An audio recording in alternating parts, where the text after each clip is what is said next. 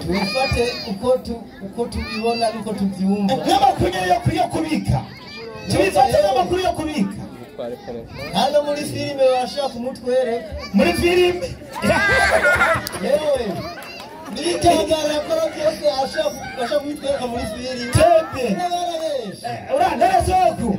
Uramaze ikibazo. Ababifotoye bakabishirayo barabeshe. Tebe. N'ababifotoye bakabishirayo barabeshe. Barabeshe. None papa nakwaza ikibazo. Imana irakina filime. Imana irakina filime. Ngo n'ubwenge bw'abazungu. Imana igwezagire. N'ubwenge bw'abazungu bahawe n'Imana. Très bien. Naje ndabikwemereye. Irya filime bakinye n'ubwenge bw'abazungu bahawe n'Imana, ariko si Imana yakinye filime. Oya. Imana igwezagire cyane. Tudushaka abantu bavuga ukuri. Apana kubesha. Ewo kabisa. Hari ijambo Imana yacivuga no muta. Twege twakuze tumva ko Yesu ari Imana. Basokuru batwigisha ko Yesu ari Imana. Ababyeyi batwigisha ko Yesu ari iki? Ari Imana. Ariko tugiye kureba mu byanditswe by'ijambo ry'Imana, tuca tubona ko Yesu yuko atari Imana. Yego. Ndakwereka Karoli. Mukamara ikigongo uko nyene. Soku. Baundi biragoye kandi birakaze. Soku. Ndakwereka aho byahise muri Bibiliya. Muhereze gato mwarimu agusomere Umviriza. Mutizi cyumba. Mutizi second true. Matayo 13:53. Hari nyandiko igira iti ndiyo Yesu amaze guca iyo migani. Umvirize Soku. Yesu amaze guca iyo migani avayo aja mu ntara y'iwabo. Soku, urumva ya Mana yanyu yitwa Yesu yari ifite n'intara yakomokamo mu ntara y'iwabo. Nahagera cyo mvuga ati njyewe intara yanje ni intara yakayaza. Na Yesu ngo yari afite intara akomoka bandanya Umviriza.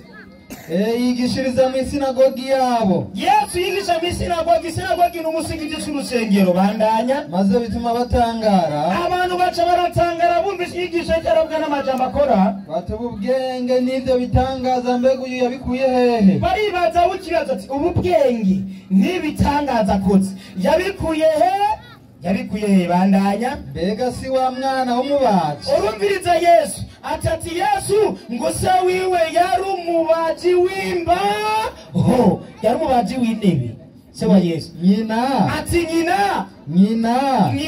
Niyitwa Mariya.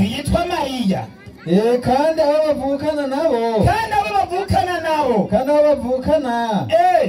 Si Yakobo na Yosefu na Simoni na Yuda. Abavukana n'Imana yitwa Yesu. Hari witwa Yakobo, Simoni na Yuda. None Isa uvukanye n'Imana nawe witwa iki? Imana. Zibayana n'abanyinshi. Bandanya Umvirizaho. Bashiki biwe. Kumbi iyo Mana yari ifite n'abashiki bayo.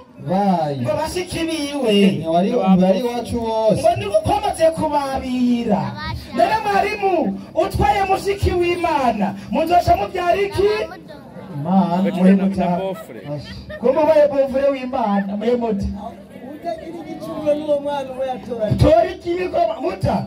Umenda kubaza akabazo. Utagira igicumuro. Yego. Muri abo bose muherukiyeko. Nuwo yatoranijwe umwana umwe w'ikinege. Naco ndaje turabiraba nagira ngorane. Turabiraba. Naryo twamuvuga ko none. Ndaje turakivuga. Oya vuga kibi cyane kiza. Kugira ngo nshaka kweza n'abarimo murabandanye. Soku ko tumvise birivuga duti Yesu ngo nuwa mwana w'umubaji. Se wa Yesu yari umubaji w'intebe w'imba. Ko Imana ari ishobora byose kandi Imana ari ifise amatungo. Iyumvira Imana kuba ari bosi. Imana ikize ifite amatungo ariko so wayo agapara ubukene ari umubaji w'imba. Umva Imana ifise urukundo kuri se. Oya Ufise. Imana tumvise ko ifise bashiki bayo. Imana iragira bashiki bayo. Imana. jewe mugabo sivyo nabo ibyo twasomye ivyo mwasomye ngaho mugabo umwana umwe w'ikinege umwe naco reka ibyo w'ikinege nangorane reka mwari maze muganije gisagara mutabana bamenga yohava nyuteza cyane mutama amahoro y'Imana bane nawe yego papa urakoze cyane mutama waje hariho ukuntu bibiri tubwira amajambo muri Timoteyo wa mbere 5 umurongo wa mbere hariho amajambo meza avuga yo muri Bibiliya reka Bibiliya nubwo atari igitabo cy'Imana hariho amajambo meza ohe wumvirize nkuko nawe uriko uravuga amajambo meza kandi Imana utayemera no muri Bibiliya haravuze amajambo meza kandi atari ay'Imana umvirize Timoteyo 5:1 avuga ngo iki mwambarira umutama Bibiliya iraduha impanuro ikavuga ngo simpambarira umutama ariko umuhanure nka so ugenda muhanura nka papa wabyuse muta jere ngenda guhanure nka papa si sawa none nka papa ubunyene urembera nyene usenga Imana ifise abakobwa ikagira abahungu ikagira abakwe bakazana ndaguhanuye nka papa iyo Mana urayemera iyo Mana sawa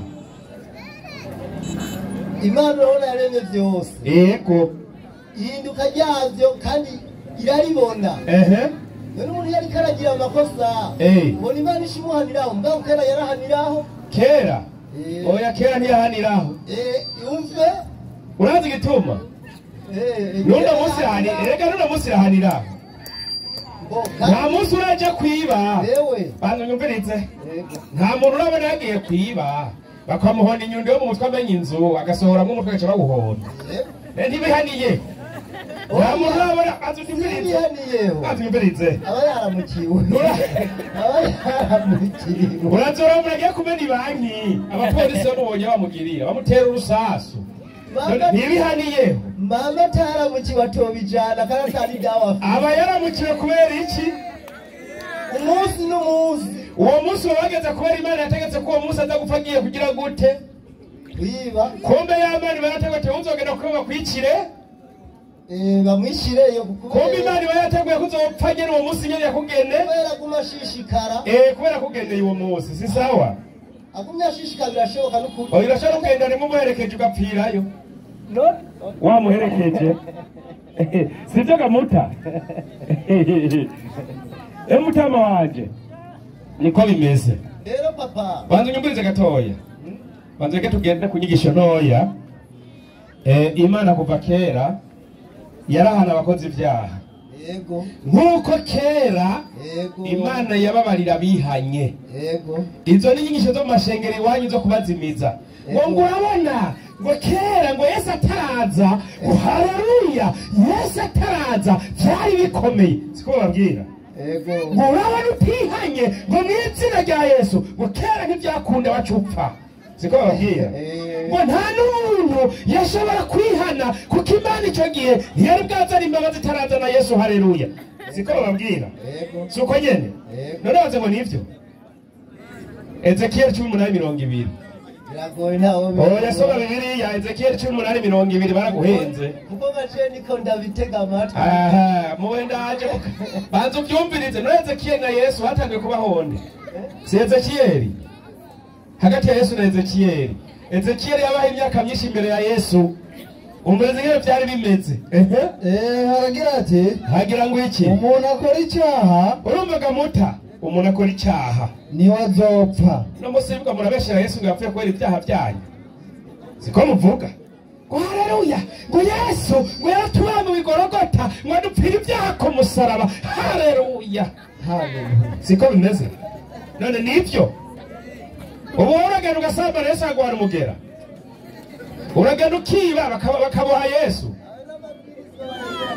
ndaje muze mutama nyumviriza urumutama ndagwanura nka papa si sawa ubu uragenda kwiba bakaboha Yesu uragenda ugasambana Yesu akagwara umugera ko yabatwariye ibyaha mbega iyo utwaye ibyaha ubiturahe bija mwijuru bija mu muriro nyimba Yesu yatwaye ibyaha by'abakirisu Yesu azoja mu muriro abakirisu mujehe mwijuru kubera abapfiriye aho ntivyokunda na mutama arabizi ngo aho ntivyokunda uri umunyakurisha komeza inyandiko umwana ntazozira ibigabitanyo vya se mumera icuma mutama muta umwana wakoze ikosa baraza kugufata wewe bagufata no kwagiriza ko wakoze icyaha cyangwa bagufata no kwagiriza ko wozana uwo mwana wawe bakwagiriza kubw'uwo mwana wawe kugira umunzane bagire gute mu gihe akwije imyaka yo guhanwa ugira agire gute adakwije imyaka yo guhanwa baca bahana wewe uwo muntu hari umuntu wabonye hano umwana ataragera gukora icyaha uri hedugera anza umvirize umwana nk'uyu baramufunga mu gasho umwana nk'uyu muri leta oya baca bajana se umwana n'uyu baca bajana se ni hehe wabonye umwana nk'uyu akora ikosa bakajana se utabesheye leta yacu ni hehe none urabona ko uyu mwana nk'ubu agiye agatera ibuye imodoka hajya leta ishize gufata uno mwana ahubwo baza mu myumvikano ngo basiraba basumurihire basiraba nuko nyene Imana rero ngo nta mwana azozira ibigabapfa anzanyumvirize umwana Imana nayo ngo nta mwana azozira ibigabitanyo vyande vyase umva nta uzobizira we nk'umwana yagabitanije afise imyaka ikwiye guhanwa babaza wewe barambaza ngo habandanye wumvirize ntaco urakwevye reka ntaco wumvirize aho ndakwemereye kukwevye muga sivyo bandanye nase ntazozira ibigabitanyo vy'umwana wiwe ubugororotsi bw'umugororotsi ntazobarugwako nk'ubuga mutama w'ubugororotsi Imana izokikubwira ngo umuhungu wawe ko yasambanywe nawe urabihanirwa Imana arama icuma mutama bipfuke oya ivyo ntivyokunda n'ukuri hazohanwa nde wabikoze none umuhungu wawe niyiba wowe uzobohwa Imana izokwishyuza oya kumbe vya bintu biriko murigishwa mu masengero ntabwo ari ivyo muhabandanye wumve wavyumvise ibyaha by'umunyabyaha azobiharugwako nico gituma ubutungane buri mu gihugu bakabanza gutohoza ati niko koko niwe yabikoze kugira ngo ntave barenganya umuntu n'Imana nuko wewe nuco ugenda ukaba usambane wiwe ngo Yesu azompfira agupfira vyaheye n'izina ry'Imana uzovyishira wabikoze ibyo muze murabesha mugera mukiyo mugasambana mukabesha ngo Yesu azobibazwa n'izina ry'Imana umuriro wateguye kubahakanye no kubakoze ivyaha yabacungura nta muriro wari kuba urumva kuko uvuze ngo Yesu yaraducunguye nta cyari gutuma Imana ire mu muriro nari umujyana kuva ko ari umuntu yaducunguye nkagenda nkiba akampanirwa nkabesha akampanirwa uwo muntu ukora sindamwemera yaba ari ivyo n'ubusho ntawe wabuhaye na leta y'u Burundi yararavye tujye byose by'abakristo n'iteka mitwe muba kubusho za mimba ihende wibura abagira bakuboha ihende wica umuntu ubanza uje kumusaga ubanza uje igihe yubanza bagufunge ngo Yesu yaragucunguye vyahiye uzugende muri sena ngo Yesu yaracunguye ngene bagutera binoti bandanye nyandi bese abakristo bandanye nyandiko mutambara twenza ruhubye ariko rero mutamurumviriza gukanda ariko avyaye umwana oya basomye atariho ni 1820 manuka gushika hepfo 1820 Ezekiel arabana yagira ati yego ariko umunyabyaha ntiyahindukira akava mu byaha byiwe byose yakora akitondera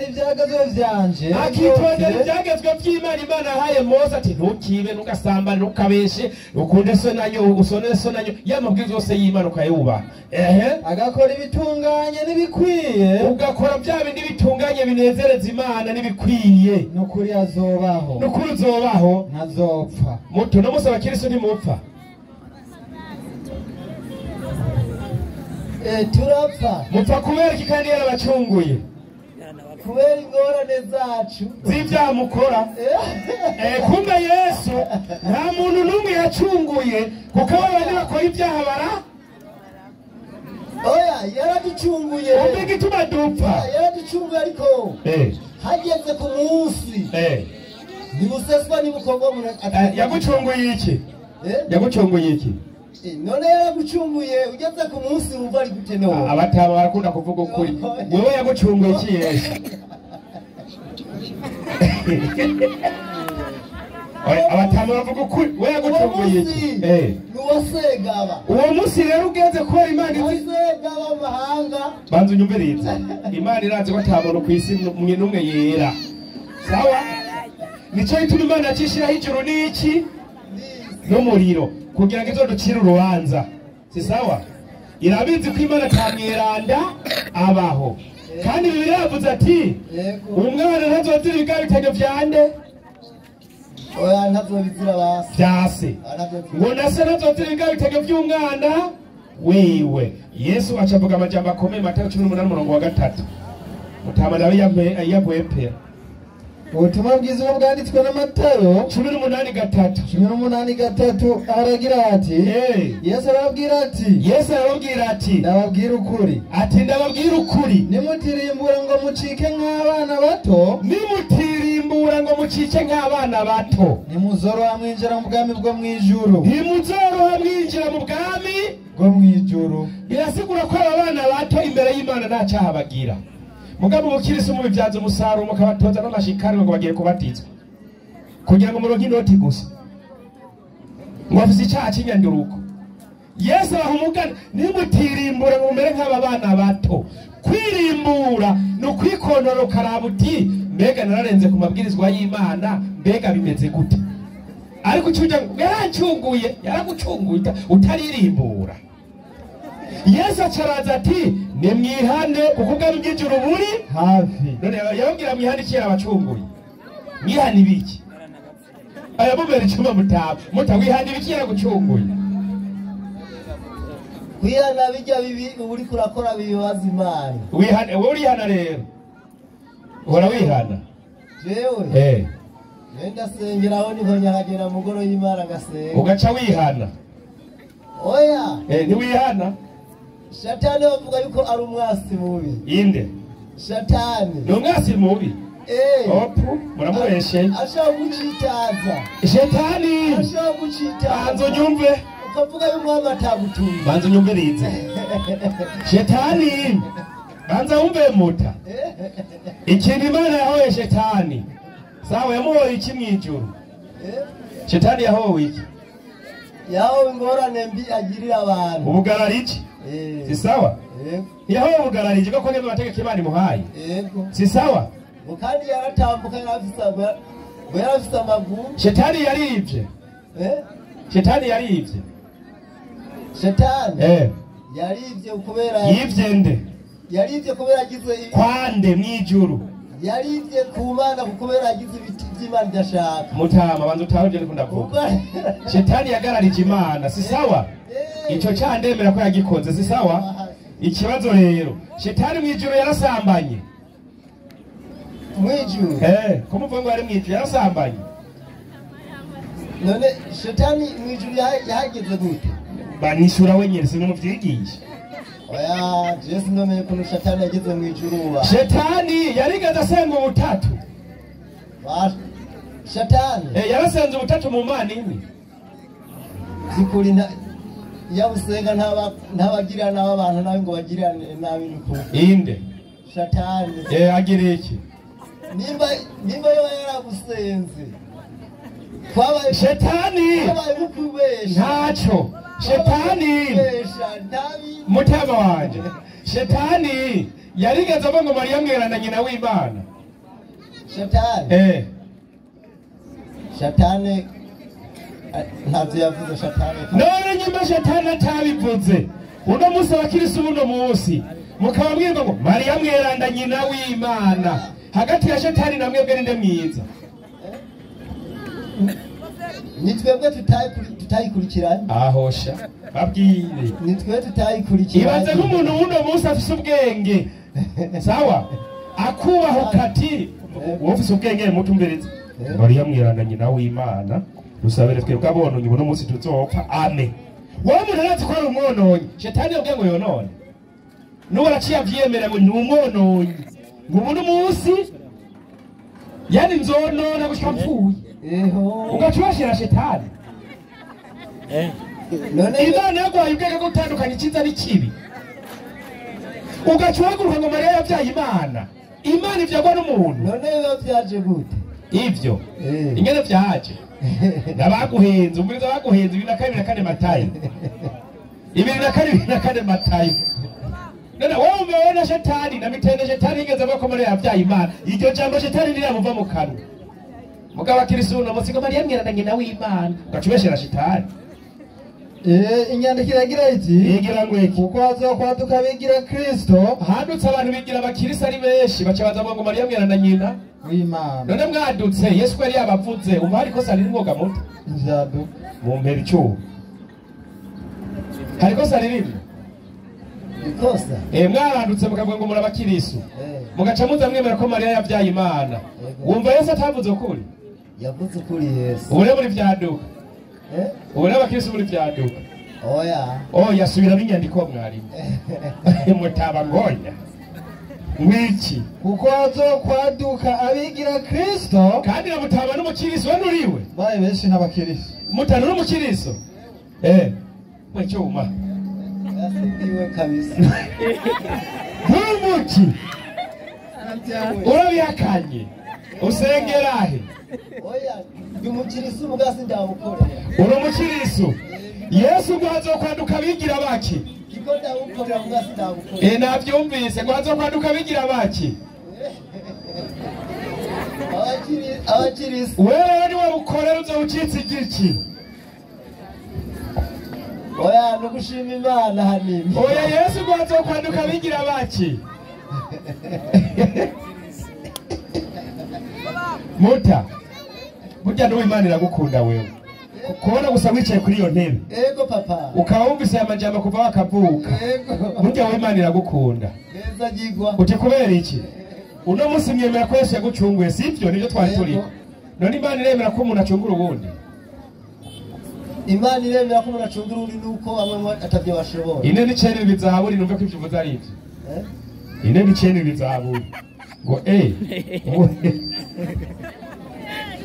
Sabe inyandiko ine n'icenda umurongo w'indwi inyandiko iragira iti igira ngo iki nta numwe ashobora gucungura mugenzi we na gatoya mutama ngo nivyo mutawumvise ko Imana ivuze ngo iki ngo kandi mu munyakuri nabonye umunyakuri ivugisha ukuri ngo nta numwe mugabo Bibiri ivuze ngo nta numwe ego navyumvise ngo iki wumvise ngo iki ngo nta numwe afise gucungura uwundi nawe ngo wacunguwe nande Imana n'ukuri yavuze ukuri yabeshe Imana irabesha Imana nibere ivuze ngo nta numwe ashobora ngo gucungura uwundi mugabo mu bukirisi biratandukanye gute biratandukanye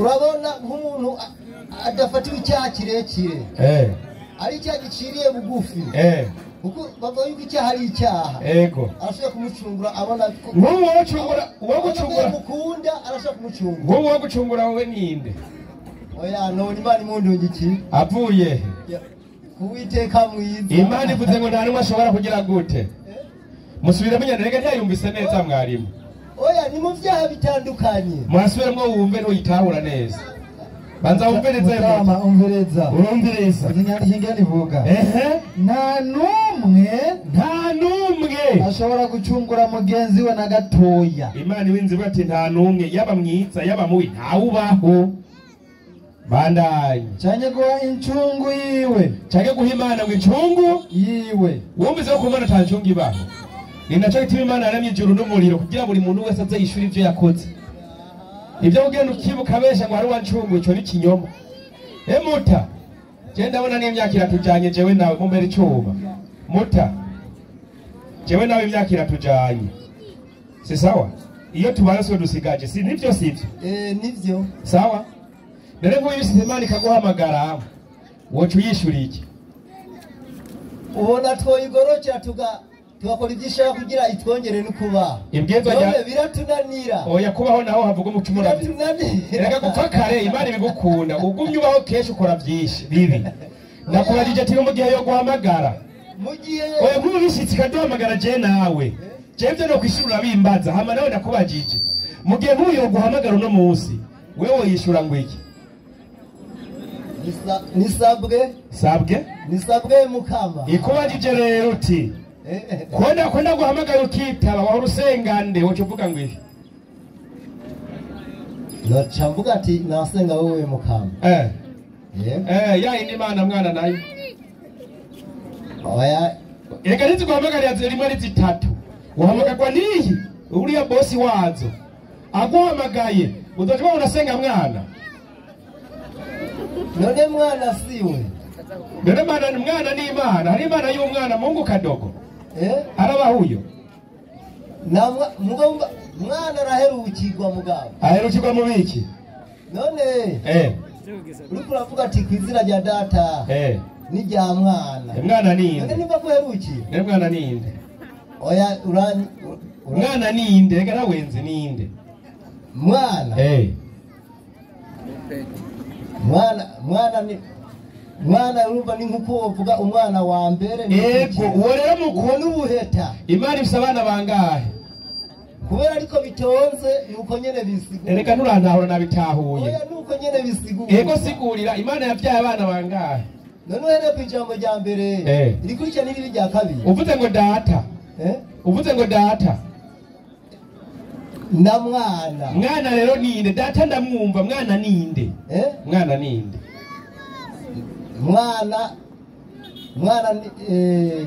mwana ni mutoyi ari wende oya ntumenye izina kubera iki ari wende kuko Imana ikubajije ati none wahora usenga iki mu gihe uyitavye wowe ugaciwe ngo sinahora asenga data nande na mwana uwo mwana rero Imana igacibaza ati mbega uwo mwana ninde woca uyishura ngo iki vyo kugora nyene kubera n'amafuti wigishijwe kubera yuko Yesu yavuze mu gusenga ngo ngira ngo ukebure nyereka watomba kuza hano Yesu yigije ati gusenga tumwe tuti dawe wa twese uri mwijuru wa twese Yesu arimwo nta urimo nawe nyose data wa twese ari hehe mwijuru urazi gituma bivuze gutyo Maraki 2:10 muhe wumvirize Maraki 2:10 Maraki 2:10 aragira ati mbega twese ntidusangiye data undi Yesu yatubwira ati dawe twese bo mwijuru Imana yaturemye si imwe muze ngo Imana yaturemye ni imwe arico gituma Yesu yavuze ngo dawe twese uri mwijuru none iwo undi data mwe mufise yavyaye mwamukuye ko twumvise uwaturemye uwo mwirirwa murarimba namwe yavyaye ni data uyuhe umwana akora nkase umwana rero ninde Yesu mwana wa mbinguni kuvayo 4:22 ntungwe tuvuze ngo ni Yesu kuvayo 4:22 muhe wumviriza aho naho ubwo rubanza ururanguye urushobora ukuvuga ko Yesu ari umwana w'Imana 4:22 avuga ngo iki kandi uzubarire Farawo uti kandi uzubwire Farawo uti uko niko waragize ngo Isirayeli umwana wiwe w'imfura ngo ni umwana w'Imana w'iki w'imfura uwo Yesu wamukuye kuguza imfura y'Isirayeli mwicuba Imana bisabana wangahe uko mwabavuze wora msifura jewe ifura ndayifura umaze kugira ifura imbere y'ifura hari uwundi oya imbere y'ifura wora byaye uwundi yitwa nde n'umwana wavye ku mugore wawe sawa hari uwundi mwana wa mbere wundi wo kuwa mugore nyene aca yitwa ifura oya ifura ni ubwa mbere Imana ivuze ngo ngo Isirayeli n'umwana wanje w'iki w'imfura Yesu agira kangahe niwe wa mbere kandi twumvise wa mbere ko ari ifura ko ari Isirayeli bagusomere wumve cyane wata Farawo uti kandi uzubarire Farawo uti uko niko waragize ngo Isirayeli ati Isirayeli iki? Umwana wiwe w'imfura. Uvuga kwa Yesu Kristo umwana wande. Wumvise ko ari umwana wande? Wa Dawidi. Dawidi niyo mwana y'abakristo. Niryo zina giyo. Ryande. Ariko mutama. Niryo zina giyo. Reka tuvugane ibisigaye basi. Ko bamaze kuri mwita. Banzo rindire. Buryaga muta. Ku bintu byose nagusomeye. Banzo yumvire gatoya. Ndafise igituma nabisoma. Ibintu byose nagusomeye. Uri umutamu ciye ubwenge, ubona kure. Nta manyanga wumva. Uvugisha ukuri tunyimana. Birakaze mu byagezwe n'ukuri. Kubera yuko abakristo bose bazi ko Yesu ari umwana w'iki? W'Imana. Ubu naho gusoma ingendo kubonye ko ari Isirayeli umwana w'iki? W'Imana kandi w'imfura.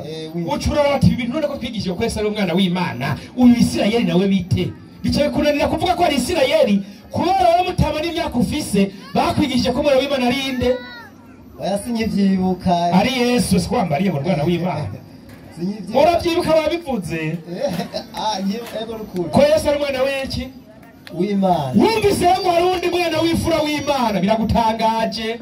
Gusa uravuze ati ibintu bwa mbere navyumvise muga sino bivuga ariko avuga ko ari Yesu. Nivyo sivyo? Nivyo. Ndakwera ko wundi. Yeremiya 3:9. Wanzura abigina abana b'Imana ari benshi. Ntabwo ni Yesu gusa. Uwo Yesu wamukwijigije ngo guteza ingira 10 gusa. Kubera babwize ukuri ni kubera iki? 3:9 Yeremiya. Bazoza barira. Ngo bazoza barira. Kandi nzorongora banginginga. Kandi ngo nzobarongora banginginga. Zobacisha iruhande y'inzuzi zuzuye. Mu nzira igororotse. Ego. Aho batazotsitara. Ego. Kuko Isirayeli. Ngo kuko Isirayeli namubereye se. Efurayimu. Efurayimu. Imfura yanje. Umuntu avugagira imfura zingahe? Turumvise iyindi ya kabiri. Imfura ya kabiri ziraba. Twemera imfura y'ubwa mbere. Ari yonde. Twemera imfura y'ubwa mbere yoyo twakuze twumva. Ari yonde. Yes. Yabayeho ryari? Oya, igihe yabayeho ntacyo bamenye. Oya, kizwi nawe. Nagira Yesu muzi, marayika aje kwa Mariya akavuga tuzosaba ibintu bya rumwana n'umuzi wamwita Yesu. Se umuzi wewe? Imana ishimwe. None nyuma muzi ko yasamwinda na Mariya iyo yindi mfura mu rondere yari inde? Kuva igitabo cyo kuvaho cyabayeho na Yesu atari yumvirwa kuba. Ariko hagumye haboneka ngo abana b'iki? B'Imana. Mbese tari bo n'abafise. Shatani afise abagaba mu buryo bwo guhuruza. Guhuruza bacayitwa abana bande. Iyo basanze kora kora ibya Shatani bakwitande. Bacavuga yuko yatewe n'umudayimoni mubi. Bacaho kwita umwana wande. Wa Shatani. Kubera wakoze urimo dayimoni tukarihuye nande. Bakurihuye na Satani. Na Shatani wa. None Satani anavyara. Satani anavyara. Shatani umuntu amukoresha uko ashaka. Ntariko navyara. Shatani. Kubyara kwiwe no guhuruza. Urakoze cyane. Hama Imana nayo yikwigije ugatahura ibyayo. Nayo iba yaguhuruje. Oya. Uba wakoze ibitunga ugaca witwa umwana w'Imana. Nkunda guha akarorero. Usanze umwana bamwibarabara bamwitaga n'umwana wahe? Umumayibo. Uwo umwana wa hehe? Ngo niwo mwibarabara. Ibarabara riravyara. Ibarabara nuguhitamo uwo ari we wese mugabo rero nk'iyo ishuri ikibazo riravyara. Ibarabara. Riravyara nyene. Rivyarana nande? Ona tutari muri gihe turi benshi. Ndakubajije ibarabara riravyara ko bivuze ngo umwana wo mwibarabara iyo kaburimbi niba yamuvyaye. Oya. Ariko kubera yakoze ibikorwa by'urara mwibarabara yitwa umwana. Wo mwiki? Wo mwibarabara. Abaromu 8:14. Ngo Yesu ngo umwana w'Imana mugwa mutuki Imana biravyara. Ahubwo muragowe. Imana iravyara kwe. Imana irarengeye kuvyara icyoro cyayirarema. Imana imaze kurema ibiremwa byayo nivyo bigenda biravyarana, ariko Imana mu cyoro cyayirarengeye kuvyara. Ubu yisuzuguye ivuze ngo Imana iravyara. Soma iyo nyandiko. Abarongorwa na muhemu w'Imana bose. Abarongorwa na muhemu w'Imana bose. Nibo bana b'Imana. Hama abarongorwa na Shetani nabo muze nabaki. Abashatani. Uravyemera cyangwa ntuvyemera? abashatane n'abashatane nyene urakoze ahubwo bigaruye oya sivyo turimo turi ku mwana wa shetani n'umwana w'iki w'Imana umwana w'umuntu ashobora kwitwa umwana w'Imana gukora ibikorwa byiza ukoze bibukitwa umwana wande wa shetani none shetani bayakuvyaye ego oya nivyo bitiriza ariko ntiba yavyaye oya ubiswe umwana w'Imana Imana iba yavyaye Imana birashoboka kugira gute Imana birakunda kwa shetani bikunda ku Mana bikagira gute ku Mana birakunda yavyaranye nande yavyaranye nande Imana wambwiye ngo Yesu umwana w'iki w'Imana Yesu ahuye na Mariya mwitande Yesu ahuye na Mariya mwitande mama abonye Imana kayitande Imana ise ayita se uvuga se Yesu ahuye n'Imana yitande ise mugabo none wahuye n'indi Imana yiwe urakoze cyane Yesu abonye Imana yita se abonye Mariya kamwita mama none Mariya nyina wa Yesu na se wa Yesu ariwe Mana se bapfana iki bashiki se wa Yesu na nyina wa Yesu bapfana iki se wa Yesu se wa Yesu na nyina wa Yesu bapfana iki baragifana ku bwa ego ni giki baragifana ku bwa se w'Imana ego icyo bapfana ni giki baragifana ku bwa se w'Imana urumva ikibazo bamuta se wa Yesu na nyina wa Yesu Mariya bapfana iki ni nk'uko twagiye kurondora mwagiye girane ni nk'uko twagiye kurondora uriya mibaraba mwagiye kugira iki ukamuga dufise no tuvako ego mwagiye kurondoka Yesu nawe yararondotse avuye muri Mariya nibyo sibyo wiwe bavuga ko ari Dawidi takibiro ubu birahaye birahinduka ukabwira ngo Yesu yavuze ngo Imana ni se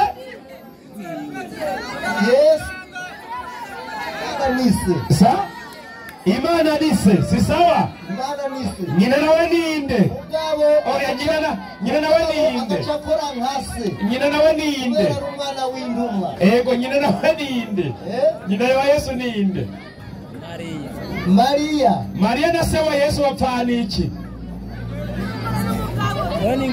inzira ry'Imana utinya Imana ntubivuga ubwo nibwo buzimira y'abakristo muri rero ukaba wumva utavyibuka kubivuga imbere y'abantu umenya ko ari kinyoma reka nicyo nashaka ibyo byose bikatisha amakorosi urabizi nyine utohuruduka uvuge ko Mariya umusheri wiwe ari Imana urabizi oya ntabyo nomera je nikuru oya nivyo wovuga ko nuhakanye ntabyo nashaka kumenya nikuru nico gituma intumwa y'Imana umviriza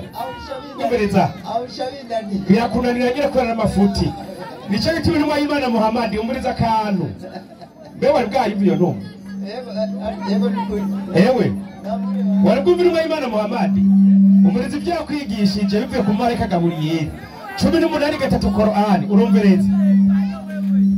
urumbereza muta iyo ni impanuro njyana guheya gusa 18:3 naam aragira ati bayibemwo ubuzima budahera yego bana yosha muri kane harabana nyagira ati kinababurira bamwe bavuga bati igitabo cya Korani cyaje kuburira ba bantu bavuga bati uwo afise umwana ba bantu mwaje kuvuga ngo Imana yaravyaye ifise umwana ngo yamuvyaranye na Mariya igitabo cya Korani bivuye ku ntumwa y'Imana Muhammad bivuye kwa Gaburiyeli bivuye ku Mana cyaje kubaburira yuko abantu bavuga ko Imana ifise umwana murabahakanye bandanye nabumenyi barifitiye iryo jambo we nta bumenyi ufise ko kuvuga ngo Mariya ngo umusheri we ni Imana ubwo bumenyi ntabwo ufise muta reka no kubakura mbere babo no kuri basokuru banyu babatanguriye mu bukirisu nibo ngo bavuga iryo jambo niki jambo kibi icyo niki jambo kibi uvuze ngo Imana iravyara gisohoka mu minwa yabo icyo ngo niki jambo gisesema gikoromoka mu minwa yanyu nta kindi bavuga atari kinyoma nta kindi mugenda murabasha ngo Imana yaravyaye kiretse ibinyoma mwigisha abantu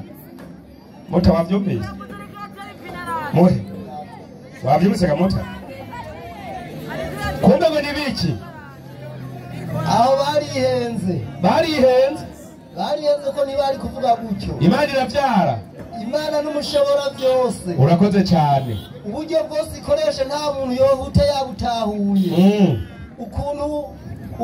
ukuntu yabayeho Imana ukuntu yabayeho nta ikibazo aho kiri yego nta n'ibyo twonamenya muri Maraki 2:10 muze irazi uburyo bw'ukuntu yabaye Maraki 2:10 havuze hati banze unyumvirize mbega twese ntidusangiye data Imana yaturemye si wumvise ko yatuvyaye ariko yature Imana yo mu rwo bushobozi bwa kirengeye yaremye abantu irema ibikoko igitanga ati genda muvyara mugire gute yoke mungana n'umusenyi wo mu ruzi nihe Imana yigeze ivyara uzi yavyaye murika muvyarana n'uwundi he oya imaze gutanga ubushobozi ku biremwa ikamuha itegeko ryo kugira gute kuvyara havyarana ibiremwa by'iki by'Imana wowe rero wihenzwe ngo Imana iravyara ubuvuze yuko abavutse bose baca bitwa iki Imana ziba nyinshi none nakubaze muta uramaze kubona Imana yavyaye ingurube oya yavuze ukuri uramaze kubona Imana yavyaye ingurube oya uramaze kubona imbwa yavyaye ingoko oya sa oya none wowe uramaze kubona umuntu yavyaye ingurube oya umuntu avyara iki umuntu impene ikavyara iki impene inka ikavyara iki inka bigaca birondoka Imana nayo ivyaye ivyara iki Imana zigaca ziba zingahe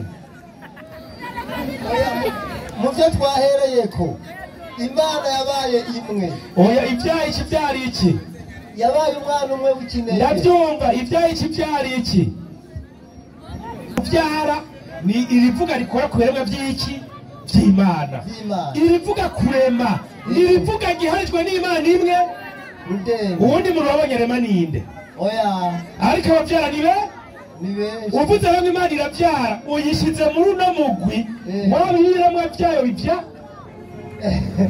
wari uko bakirisi umusuzugura Imana nibugutera general ukamwita kaporali ubu witanye general ukamwita kuri kaporali waca gufunga bashe none Imana umuremyi wa vyose uyitiranije na jewe umuntu asuzuguritse mvyara nayo gace nawe Imana unavyara dutaniye tuba turi ikintu kimwe kubituranga ni bimwe ariko Imana irarengeye kuvya ariko abavyara nabo yaremye none kiriho burya kuvyara ni igikorwa kiba ku biremwa by'Imana kandi kuvyara hari ikintu bigabanya ku mubiri w'umuntu uvuze ngo Imana iravyara uri kurayisuzuguza kuko iyo umuntu avyaye keshi uraza gusanga yashaje none Imana irasaza uza wumva ngo nimuvyara mushobora kugira gute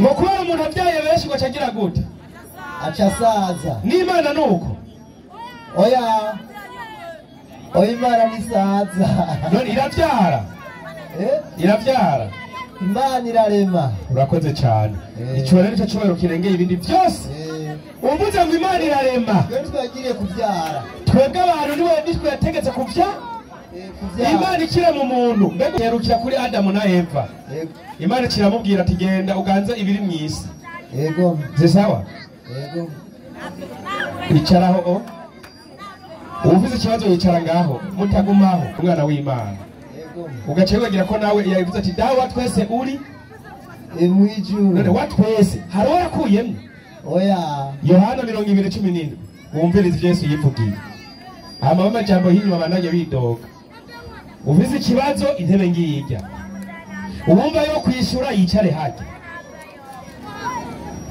Yohana 20:17 mutama yumvirize 20:17 aragira ati hagira ngo iki Yesu arabwira ati ntungoreko Yesu ati ntungoreko kuko naraduga kwa data kuko jewe Yesu naraduga kwa data ariko genda kwa bene data ariko genda kwa baba nidusangiye data babarira uti ubabwira uti agira duge kwa se Yesu agira duge kwa se ari so wawe muzee nani yakuvyaye wari ufise mama wawe ku mana ya Yesu ariyo mana yanyu none bwe Yesu mwitumana w'Imana wenyene gute mubikurahe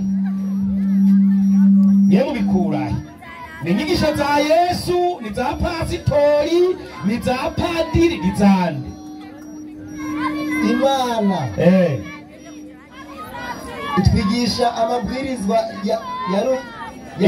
yatumwe na se iryambere rivuga ngo iki oya vuga ko amabwirizwa y'Imana ego ijya kuki uri kurambaza akurikiza amabwiriza yatumwe na se ijya mbere rivuga ngo iki oyaje kubera ntabwo ko ntiyize reka ndagibarize Yesu nyene Mariko 12:8 abitubwire Yesu uraza ngo nibangase ndabe kubyemera kandi abo umwana umwe 12:8 Mariko kandi tuvuga ko afise benshi harimo akantu umwana uyu muhasome imugirwe ko ari mwangabi mugize niwe yavyigize ko ari nyinshi za pastor mu rushengero so nyandiko 12 2:8 Mariko hazwe mu banyabwenge b'ivyanditswe erega muzehe bari bose bavuga ngo vayo ibi bintu byabaye mu gihe ca Yesu ariko arigisha haje umunyabwenge w'ivyanditswe kwa Yesu bivanye n'yigisho Yesu ariko arigisha bica bigenda gute yumva babazanya ngo amenye ko mwishuye neza aratega amatwi tukivyo bazo ko arabaza Yesu reka numurize ko Yesu aza kwishura neza aramubaza ati aca baza Yesu ibwirizwa ry'imbere muri yose niri yumvise impari zabaye nyinshi acagenda kwa Yesu Yesu ibwirizwa ry'imbere mu bwirizwa y'Imana niri rya renda kubajije maze Yesu aramwishura ati iry'imbere niri ati ibwirizwa ry'imbere niri ngo nimwumve yumve mwe b'Isirayeli ati nimwumve